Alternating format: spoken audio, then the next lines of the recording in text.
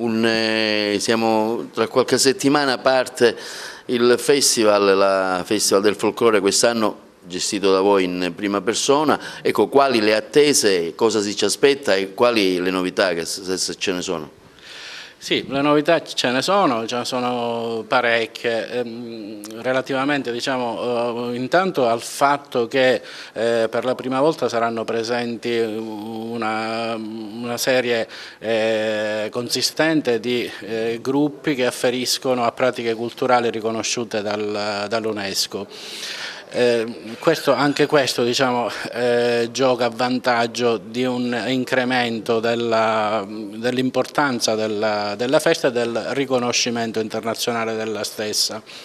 Dall'altro lato c'è una proposta, un progetto esteso di animazione territoriale, cioè quindi di far svolgere questa dimensione di festa partecipata utilizzando i nostri beni culturali, quindi sia la Valle dei Templi ma sia anche il patrimonio storico-artistico della Valle dei Templi.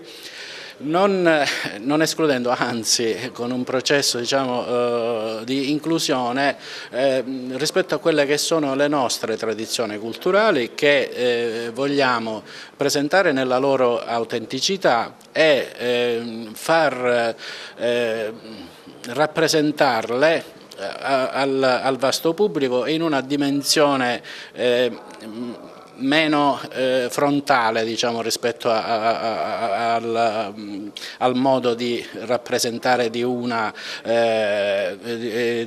pratica culturale, cioè quindi scendendo tra la gente e facendo partecipare la gente alle danze siciliane, ai laboratori,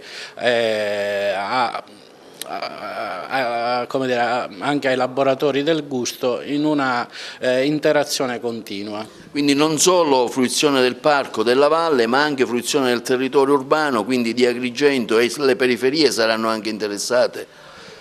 Onestamente siamo più concentrati su quelli che sono i nostri target canonici, cioè quindi sul patrimonio culturale, quindi ovviamente più sul centro storico e più sui contenitori storici presenti e che vogliamo valorizzare.